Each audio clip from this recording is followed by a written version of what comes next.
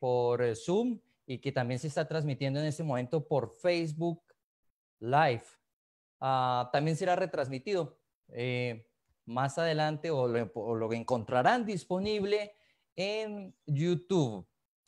Es muy placentero poder compartir, como lo pudimos hacer hace un rato, este tiempo que tenemos antes de esta reunión, que disfrutamos muchísimo. Podemos compartir con hermanos que están en los Estados Unidos, que están aquí en el Huila, en el Atlántico, con hermanos de Chile. Es una muy bonita oportunidad la que tenemos y esperamos que en este caso los que nos están viendo por Facebook y los que nos verán más adelante por YouTube, busquen conectar con nosotros. Nos encantaría. Si el grupo es muy grande, pues no importa.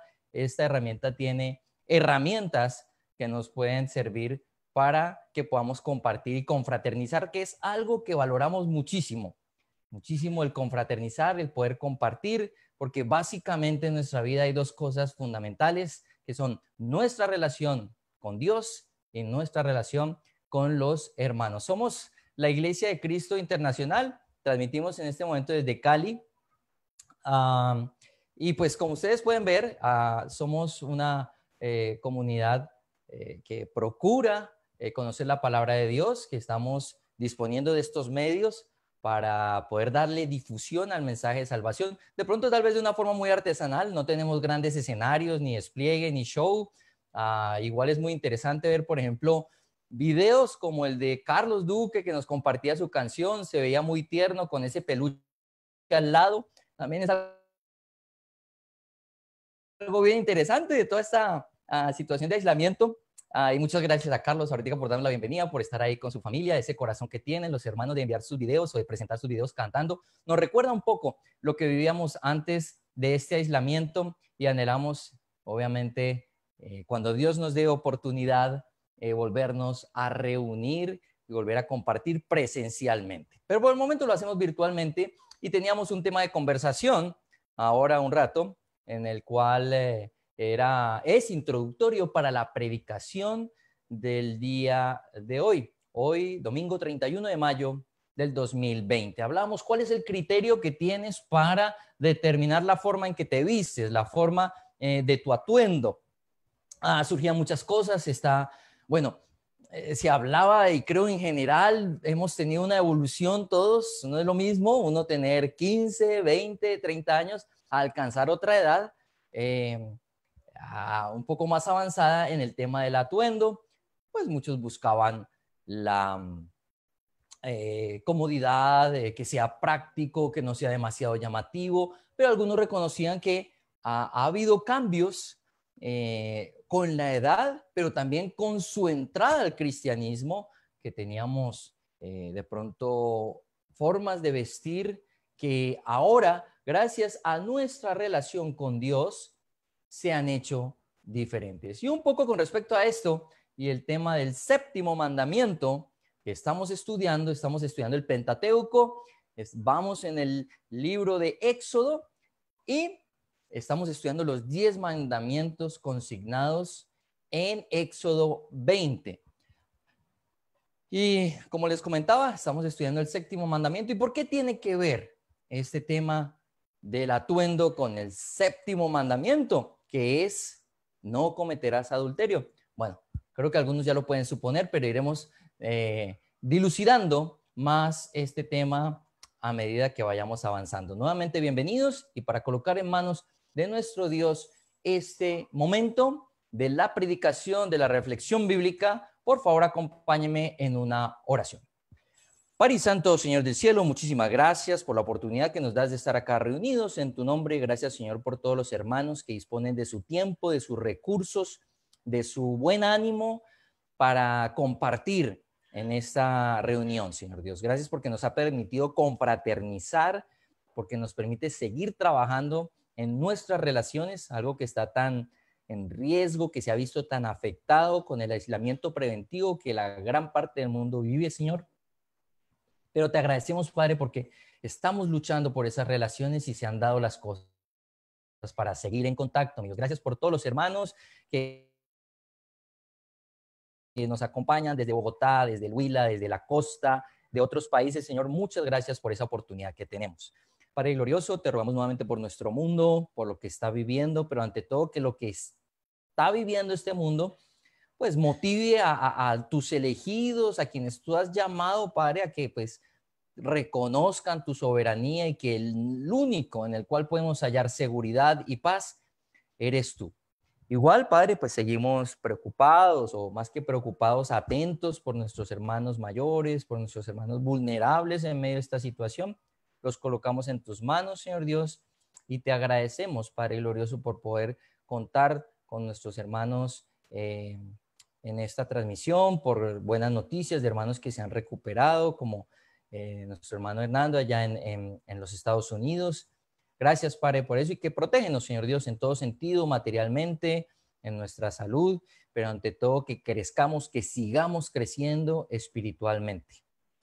En el nombre, Padre, de Cristo Jesús, dejamos en tus manos esta reflexión, que sea guiada por ti, que sea edificante, que sea tal vez, Padre, que aporte a la convicción que ya muchos ya tenemos, Señor, y que toda la gloria sea para ti, Padre glorioso. En el nombre de Cristo Jesús. Amén.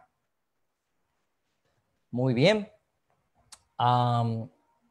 Hace un tiempo, sin que tuviéramos aún noticia de, o hubiéramos ideado esto de estudiar el Pentateuco, estuvimos estudiando el libro de Génesis. Y mientras van allá, quiero que vayan por favor al libro de Génesis en el capítulo 9.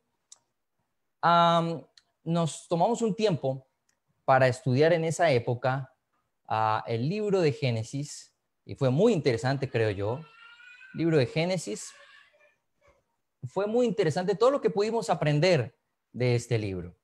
Yo les voy a compartir un pantallazo de lo que es el libro de Génesis en el capítulo 9, versículo 18. Y este pasaje tiene que ver con lo que vivieron Noé y su familia después de que terminó el diluvio y pudieron ver o bajarse a tierra firme. Capítulo 9 de Génesis. Dice así, como lo pueden ver ustedes acá. Los hijos de Noé que salieron del arca fueron Sem, Cam, que fue padre de Canaán, y Jafet. Estos fueron los tres hijos de Noé que con su descendencia poblaron toda la tierra.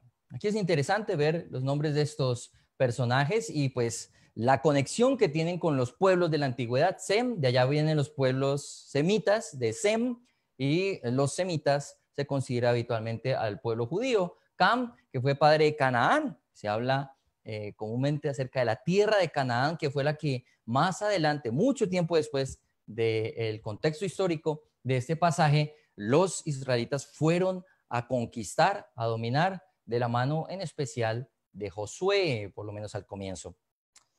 Estos fueron los tres hijos, en el versículo 19, estos fueron los tres hijos de Noé que con su descendencia poblaron toda la tierra. Versículo 20, Noé se dedicó a cultivar la tierra y plantó una viña. Un día bebió vino y se embriagó, quedándose desnudo dentro de su carpa. Cam, el padre de Canaán, vio a su padre desnudo y fue a contárselo a sus hermanos que estaban afuera. Entonces Sem y Jafet tomaron un manto y se lo echaron sobre los hombros y caminando hacia atrás cubrieron la desnudez de su padre. Como miraban en dirección opuesta, no lo vieron desnudo.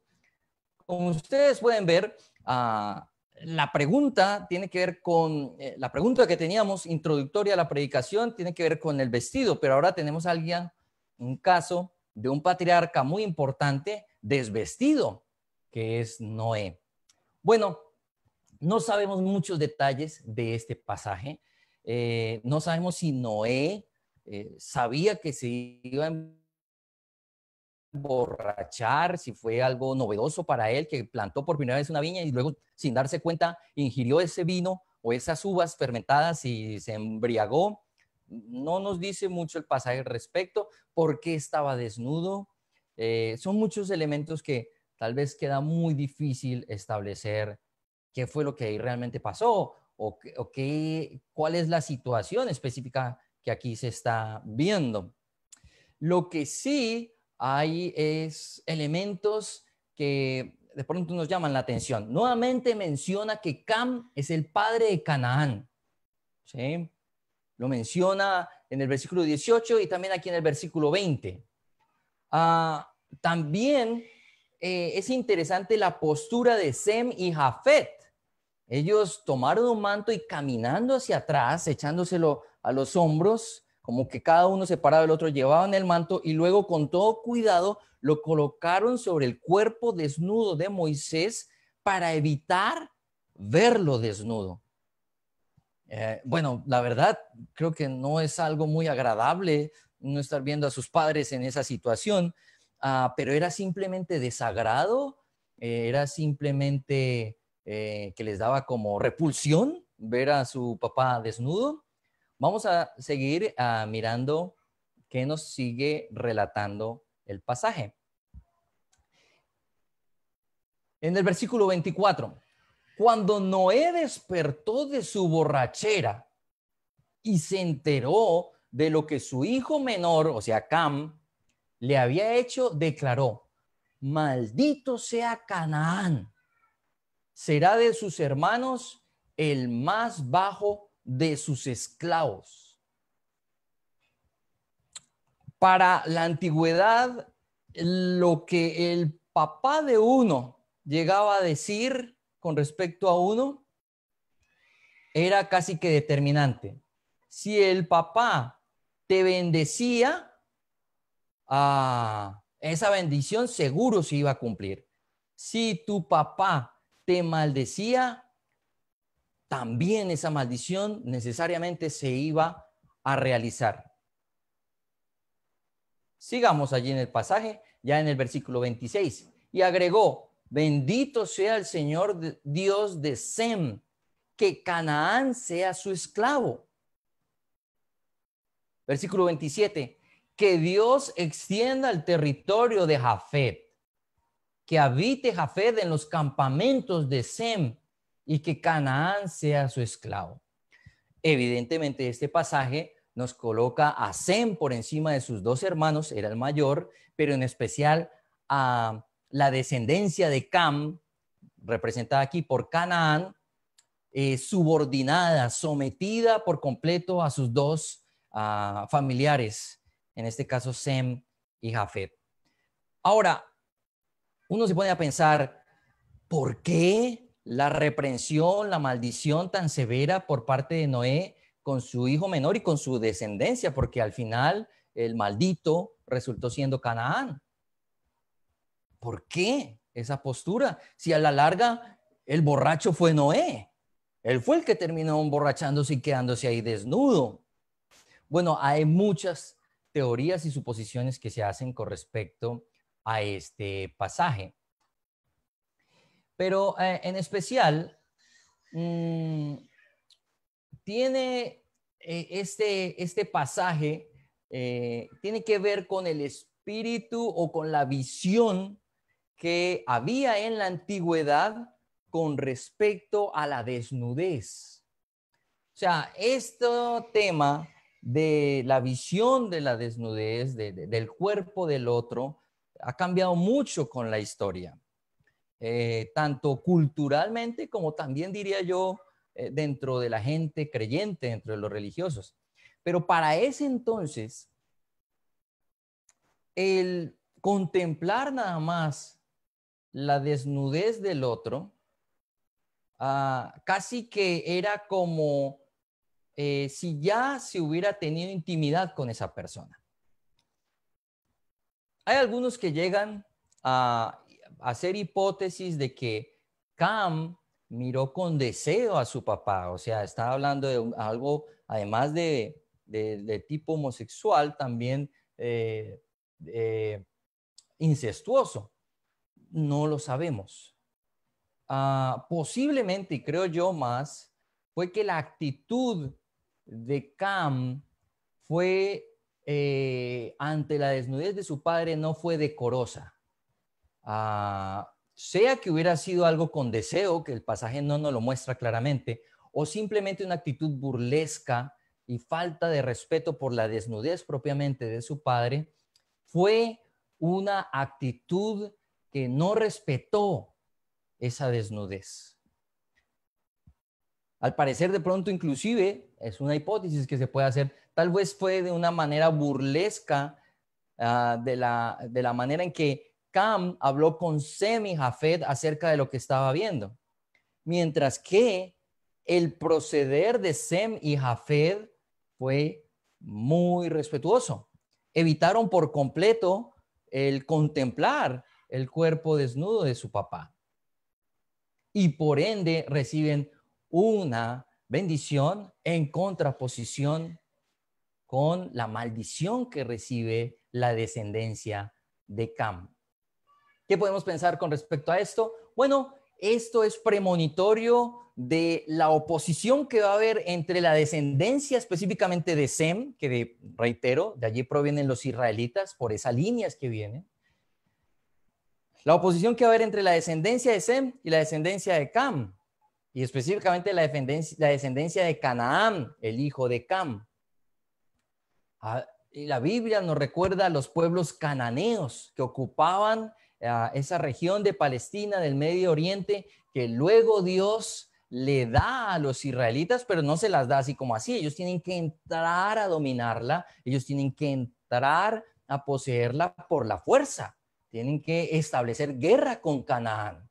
Entonces, este pasaje está siendo premonitorio de esa relación conflictiva, de esa relación en guerra que va a haber entre estas dos descendencias, pero privilegiando obviamente la descendencia que viene por parte de Sem.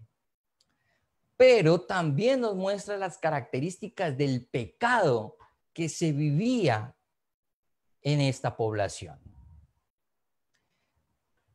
El mundo sin Dios en el tema sexual, en el tema de la intimidad, en el tema de la sexualidad, está completamente pervertido.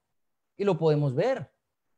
Lo podemos ver evidentemente en lo que las noticias nos presentan, el internet, la televisión, inclusive no solo lo que vemos, sino lo que escuchamos. Quienes tenemos la oportunidad de escuchar la radio, nos damos cuenta del mal manejo, el manejo tan sucio que se le da a la sexualidad, con el simple pretexto de que eso es edificante, hablar sin tapujos, de que no hay problema, de que se traten estos temas, de que la gente exponga la manera tan perversa en que vive su sexualidad, que eso nos hace como más sinceros y aún como que vivir mejor la sexualidad o vivir esa parte de la intimidad de los seres humanos. Pero la Biblia no da sustento para algo así. Para nada. Y lo más triste es que como estamos inmersos en ese clima tan libertino, los cristianos poco a poco nos vendemos un poco a esa forma de pensar. Terminamos permeados de esa manera de pensar y llegamos inclusive a considerar fanáticos, considerar exagerados, legalistas, a quienes nos pueden hacer algún tipo de comentario. Oye, tú estás siendo un poco permisivo con esto. Vamos a ver un poco con unas escrituras más acerca de este tema.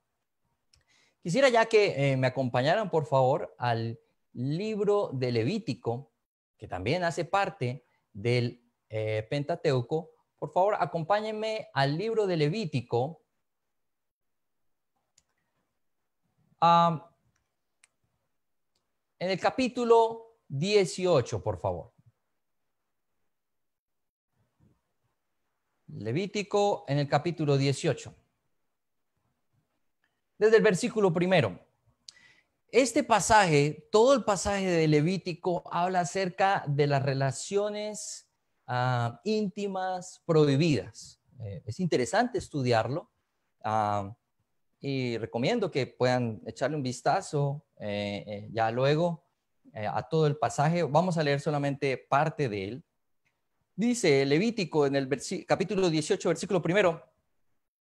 El Señor le ordenó a Moisés que les dijera a los israelitas: yo soy el Señor su Dios. No imitarán ustedes las costumbres de Egipto, donde antes habitaban, ni tampoco las de Canaán, a donde los llevo. No se conducirán según sus estatutos, sino que pondrán en práctica mis preceptos y observarán atentamente mis leyes. Yo soy el Señor su Dios. Observen mis estatutos y mis preceptos, pues todo el que los practique vivirá por ellos. Yo soy el Señor. Me encanta cómo termina aquí el pasaje porque está hablando de los mandamientos que traen vida. O sea, Dios es un Dios de vida y Dios, sus mandamientos traen vida para quien los siguen. Lo interesante es que los que promocionan la vida libertina nos promocionan que eso sí es vida, que eso sí es el disfrute de la vida, que así sí aprovechan la vida. Qué gran mentira con respecto a lo que dice el verdadero Dios. Pero este pasaje nos está dando cuenta de que esa es la situación siempre. Cuando los israelitas estaban en Egipto y ahora cuando iban a tomar la tierra de Canaán, que estos mandamientos los recibieron cuando estaban en el desierto antes de ingresar a la tierra de Canaán, Dios les está advirtiendo: miren, ni como hacían antes allá en Egipto, ni como harán en Canaán, hagan ustedes. Lo que ustedes vieron allá y lo que verán en Canaán, no lo hagan. Yo estoy en contra de eso. Entonces, esa colección de mandatos que vienen aquí en los versículos posteriores, aquí en el capítulo 18 de Levítico, están hablando de alguna manera de lo que Dios espera de ellos, pero de lo que pasaba en Egipto y en Canaán. ¿Cuáles eran sus prácticas en cuanto a este tema de la sexualidad? Entonces, por eso es interesante seguirlos estudiando, seguir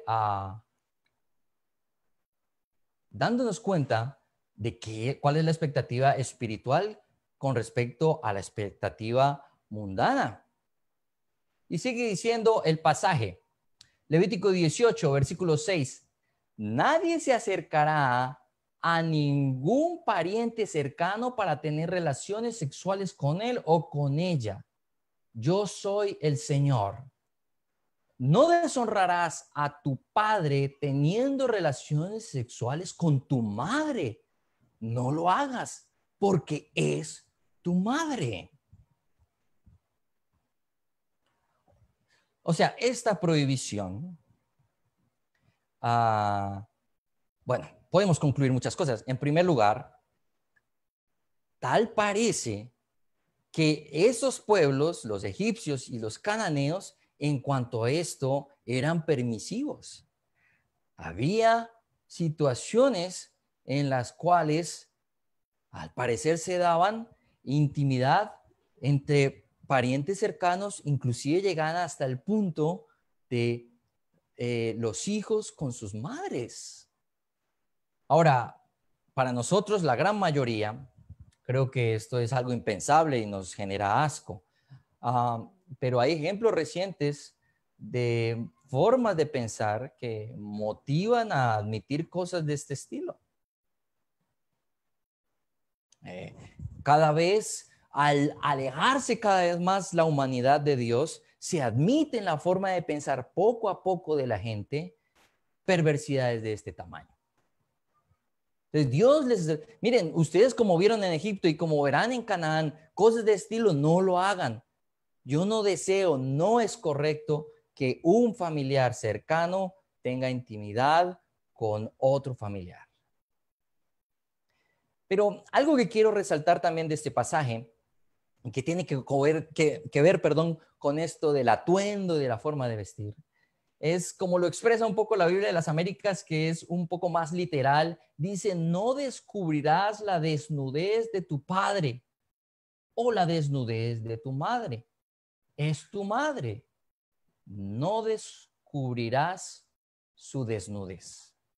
Literalmente está hablando de la desnudez simplemente. Ahora, puede ser que utilice aquí literalmente en el original la palabra desnudez para hablar de una forma tal vez delicada acerca de lo que expresa en la nueva versión internacional como relaciones sexuales. Puede ser, pero si lo conectamos un poco con lo que pasó en el pasaje de Noé con Cam, nos damos cuenta que desde el contemplar la desnudez del otro ya hay pecado, porque ya hay un deseo y por lo menos en los ojos, en la mente, ya hay una posesión por el cuerpo del otro. Entonces, la prohibición no es solamente de literalmente la interacción, la fusión, el acto como tal sexual con la madre, por lo menos en este versículo 7, sino con el contemplar la desnudez. Inclusive dice aquí, como lo presenta esta traducción de Biblia de las Américas, dice, no descubrirás la desnudez de tu padre o la desnudez de tu madre. ¿Qué quiere decir con eso? La de tu padre o la de tu madre es tu madre, no descubrirás su desnudez. Tal vez lo podemos entender un poco mejor recordando algo que también aparece en el Génesis, capítulo 2, versículo 24. Pueden tomar nota, muy sencillo. Por eso el hombre deja a su padre y a su madre y se une a su mujer y los dos se funden en un solo ser. Expresa no descubrir la desnudez del padre o de la madre, este versículo 7 de Levítico 18, porque la desnudez de la madre es propiedad solamente del padre. El cuerpo, el contemplarlo y el disfrutarlo en la intimidad solamente le corresponde al padre. El hijo no puede acceder de esa manera a su madre. Y si seguimos leyendo el pasaje, habla de otras prohibiciones incestuosas, y no solo incestuosas, sino también de relacionarse con quien simplemente no es tu esposa y obviamente quien no es tu esposo. El cuerpo de una persona le pertenece exclusivamente a su pareja, a la persona con la que éste establece matrimonio. Porque, y este es el espíritu del matrimonio, lo más básico que se puede pensar acerca del matrimonio, que es una institución creada por Dios, es que el hombre y la mujer se convierten en un solo ser. La desnudez de la mujer es del hombre y la desnudez del hombre es de su mujer. Así que en términos generales, no solo con la madre, no solo con las hermanas o los hermanos, tíos, los demás casos que plantea allí Levítico 18, no solo con ellos, no hay que contemplar su desnudez, ¿sí? Sino en general con toda persona que no sea tu pareja unida en legítimo matrimonio. Nunca debiéramos contemplar siquiera con los ojos la desnudez de quien no es nuestra esposa. Nosotros los hombres y la mujer no debiera ni siquiera contemplar la desnudez de otro que no sea su esposo. Porque esa desnudez tiene un dueño. ¿Quién? Su legítimo esposo o esposa, sea el caso. O sea, esto nos pone en contexto de la situación de inmoralidad tan grande que se vive en el mundo. Entonces, ya pasando a ver un poco más como tal el mandamiento que hoy estamos estudiando, el séptimo mandamiento en Éxodo 20, capítulo 14, es muy sencillo. No cometas adulterio.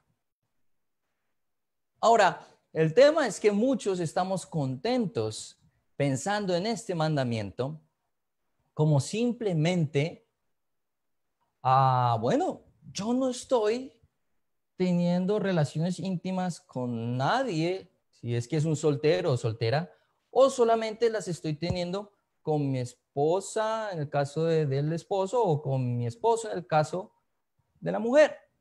Y como que, bueno, estoy cumpliendo el séptimo mandamiento expresado aquí en Éxodo 20:14. Pero si vemos en su contexto, literalmente hablando de la desnudez y ejemplos como el que vemos de Noé en relación con su hijo Cam, ¿cuántas veces en nuestro corazón no somos adúlteros al contemplar con la mirada los cuerpos de personas que no son nuestros cónyuges? Y era muy bonito escuchar a varias hermanas en especial, y de esto me voy a referir específicamente al tema de la mujer, un poco más adelante si tenemos tiempo suficiente, de cómo ellas llegaron al cristianismo y esto cambió radicalmente su forma de ver el vestuario. Tal vez cosas que por cultura, por crianza, son demasiado fuertes en nosotros y los vemos como normales, a la luz del cristianismo son perversas, son desviadas. Y no es fácil conectar con esta verdad. Es más, mucha ropa que puede ser, sí, cómoda, en especial para la mujer, en muchos casos puede ser ropa inadecuada, puede ser ropa indecente, ropa que tiende a exponer de alguna manera su desnudez a quien no debe ser. Así que ese cambio en la forma de vestir se da en muchas hermanas y nuevamente tiene que ver mucho con la cultura. Aquí en Latinoamérica, en Colombia, en Cali, la cultura en cuanto a esto es muy difícil. Y esto ya lo hemos hablado en otras ocasiones, de cómo es difícil para esta cultura entender que desde allí ya se está pecando, porque con tu corazón, con tus ojos, estás poseyendo o anhelando, codiciando, y de esto hablaremos en una predicación más adelante, el poseer al otro. Y ya allí hay adulterio en tu corazón, como lo menciona nuestro Señor Jesús en el Sermón del Monte. Dice, mira, se dijo, no cometas adulterio, pero yo te digo, si tú miras con deseo a una mujer que no sea tu esposa o a otra mujer, ya hay adulterio en tu corazón. Ahora, tal vez, y esto hace un poco más complicado esto, tal vez muchos ya hemos cambiado en cuanto al tema del vestuario. Muchas hermanas ya han tomado decisiones y eso es positivo. Y me refería hace un ratico acerca de la mujer, porque tradicionalmente la mujer es objeto de deseo para el hombre y sabemos que la mujer tiene un gran poder sobre el hombre en la medida en que es, o sea, el hombre es muy guiado por lo visual y la mujer que no es guiada por Dios busca eso, llamar la atención del hombre de esa manera. Es natural. Ahora, eso ha venido cambiando, creo yo, bastante. Es mi visión personal. Y cada vez la mujer se comporta más como el hombre, buscando también contemplar, buscando también deleitar su vista. Y el hombre también como la mujer, buscando eso, exhibirse, mostrarse de la manera en que la mujer lo desea. Pero eso lo único que trae es insatisfacción. Nunca ves lo suficiente. Nunca posees lo suficiente. Tienes tantas ofertas, entre comillas, en la calle, en los parques, en tu vecindario y nunca te sacias y esa insatisfacción te lleva a pensar que entre más veas, más contemples, más satisfecho vas a estar, lo cual es una gran mentira. Así que Dios nos orienta con su palabra, nos muestra la radicalidad de esto, pero una cosa es considerar mi vestuario de una forma decorosa. Y pues la recomendación que puede quedar de una predicación de estas, bueno, listo, independientemente de que quieras ser elegante, de que quieras ser, tener comodidad a la hora de vestirte, de que quieras ser descomplicado, hay que darle prioridad al decoro, a que tu desnudez no sea contemplada por quien no debe contemplarla. Eso debemos aplicarlo todos. Ahora, la Iglesia de Cristo Internacional de Cali va a determinar que de ahora en adelante las mujeres tienen que ponerse un velo, una bata que vaya hasta los tobillos, los hombres similar, que no, nada más vamos a dejarnos ver esta parte de los ojos. Pues no es algo que estemos pensando, pero sí estamos animando, y Dios nos anima sobre todo a través de su palabra, a que tengamos eso en mente. Y como lo mencionaba un hermano hace un rato, aunque lo refería con otro aspecto de este tema del vestuario, lo importante no es vestirnos de forma decorosa, sino tener un corazón decoroso, tener un deseo de agradar a Dios en esto, y ya luego se va a manifestar en cómo nos vestimos, en cómo nos presentamos a la gente. Ahora, esto es más fácil, esto de cambiar y tener una postura decorosa y vestirnos de una manera sobria y respetuosa con Dios y con las personas, que el otro aspecto de esta situación es, bueno, pues yo puedo vestirme decoroso y cuidarme de no ser una persona que se exponga como no debiera hacerlo. Pero ¿qué actitud tengo con quienes sí lo hacen? Y ese es tal vez el gran punto en cuanto a esto. O sea, yo mandarle a mis vecinas, a las hermanas de la iglesia, a mis compañeras de trabajo, decirles, mira, tú te debes vestir así o así, pues muy difícil, muy difícil. ¿Sí? La gente se viste como quiere, como le parece. Pero ¿qué postura estoy yo teniendo ante eso? Ese es un buen cuestionamiento que podemos hacernos.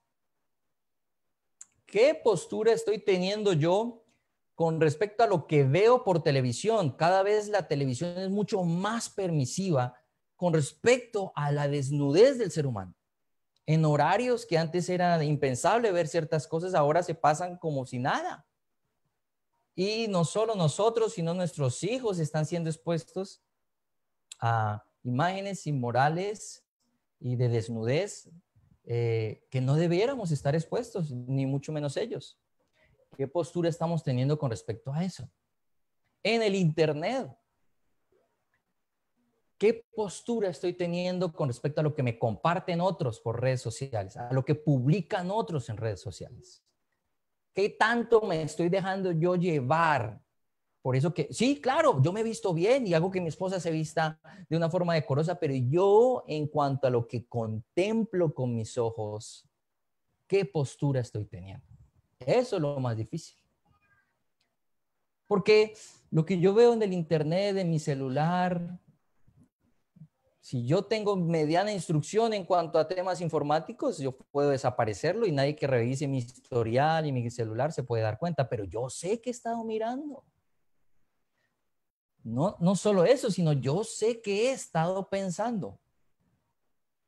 ¿Qué manejo le estoy dando yo a la desnudez del otro que desafortunadamente actualmente abunda? Sí, pero son ellos los que se exponen, son ellos los que se muestran, pero tú decides qué haces con respecto a eso que ellos te ofrecen. Ese es aún más difícil, esa es aún más la situación difícil en cuanto a esto. Creo que algo que puede ayudar es retornar a esto, darnos cuenta de que el séptimo mandamiento está allí puesto de manifiesto. No solamente que ellos exponen su desnudez, o algunos lo dicen de una forma muy, por decirlo de algún modo, deportiva, ¿no? Pero es que pues, es bonito ver la creación humana y una mujer que tiene un cuerpo asado, un hombre que tiene un cuerpo asado. O sea, yo no lo veo con deseo, es simplemente admirar la belleza que existe en el ser humano, pero no es la desnudez que solo debiera esa persona exponerla a su esposo y a nadie más.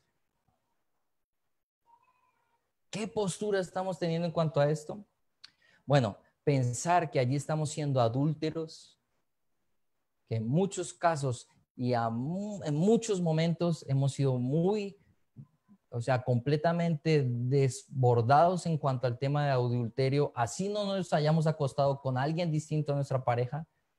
Creo que puede ayudar a que tomemos esto muy en serio porque este es un mandamiento básico de la ley, está en los 10 mandamientos. Y obviamente, quien rompe este mandamiento se expone a la ira de Dios. Ahora, esto trae muchos cuestionamientos a nuestra forma de vida. Entonces, ¿está mal ir a una piscina? ¿Está mal estar en desfiles de modelaje? ¿Está mal ser modelo? ¿O cuántas cosas?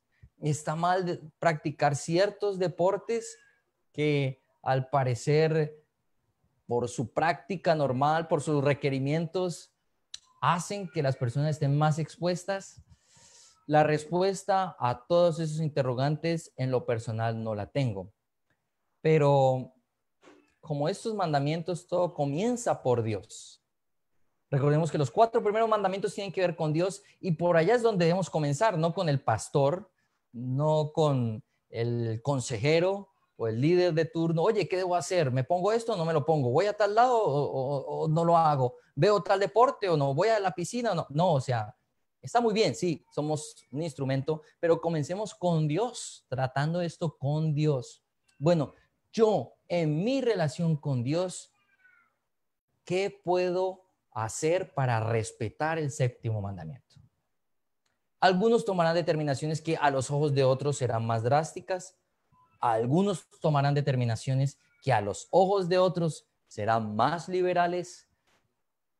Lo importante es mantener el espíritu del que habla allí Romanos 14, de que no somos nadie para juzgar al siervo de otro.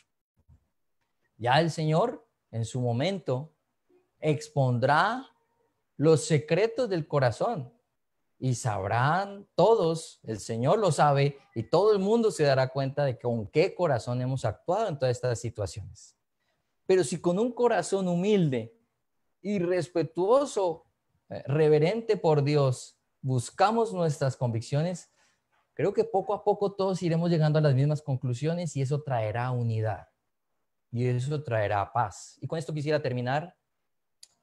Muchos quisieran, y se ha intentado, colocar normas en la iglesia, no digo acá en Cali, sino en momentos de la historia, en la iglesia cristiana en general, de colocar normas de vestuario, normas de atuendo.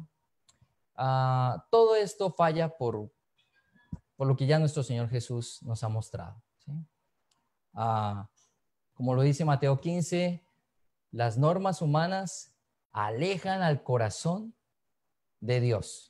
Como dice nuestro Señor Jesús, citando al profeta Isaías, este pueblo me honra con los labios, pero su corazón está lejos de mí. Enseñan como mi palabra mandatos humanos. No es la idea caer en esto, pero también tengo la convicción de que si buscamos con reverencia, con amor por Dios y por los demás, llegar a convicciones sólidas, profundas en cuanto a esto, tal vez todos iremos llegando a las mismas conclusiones y sin darnos cuenta todos vamos a llegar de pronto vestidos o similar, no todos uniformados, pero de una manera similar a las reuniones y tendremos una postura muy similar ante este mundo que perversamente y de una forma muy engañosa nos quiere arrastrar para violar el séptimo mandamiento.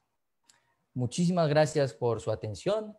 Gracias por este tiempo que podemos compartir con la reflexión bíblica, por todos los hermanos que apoyan y permiten este espacio. Y quedamos obviamente en espera para seguirnos viendo la próxima semana. A continuación viene la Cena del Señor. Hola, buenos días a todos. Muchas gracias, Luis Enrique, por este mensaje. Realmente es más profundo de lo que podríamos leer desde solamente el versículo de Levítico. Muy interesante predicación, muchas gracias. Ahora vamos a hacer una reflexión sobre la cena. Quiero que me acompañen en 1 Corintios, en el capítulo 15. Y algo que yo pensaba un poco era, sabemos todos que Jesús, mientras estuvo transitando por la tierra, en condición humana, él hizo muchos milagros, muchas obras, hizo muchas cosas que hubieron muchos testigos presenciales. Y ahora yo me preguntaba, bueno, ¿cuál fue el milagro más grande que hizo Jesús? ¿Cuál podríamos decir que es el milagro más grande que hizo Jesús de todo lo que él hizo? O sea, si alguien desea compartir algo por mensaje, por el chat, podría escribirme. Y claro, o sea, pues recuperarle la vista a un ciego de nacimiento, eso es grande, ¿no? Hubo muchos milagros, alimentar a 5,000, sin contar a las mujeres y los niños, o sea, milagros muy grandes, pero bueno, ¿cuál de ellos es el más importante? En 1 Corintios, en el capítulo 15, desde el versículo 12, espero que ya estemos ahí. 1 Corintios, capítulo 15, versículo 12, dice: ahora bien, si se predica que Cristo ha sido levantado entre los muertos, ¿cómo dicen algunos de ustedes que no hay resurrección? Partiendo desde ahí, para mí el milagro más grande fue el haber resucitado a Jesús. Sigamos por el versículo 13.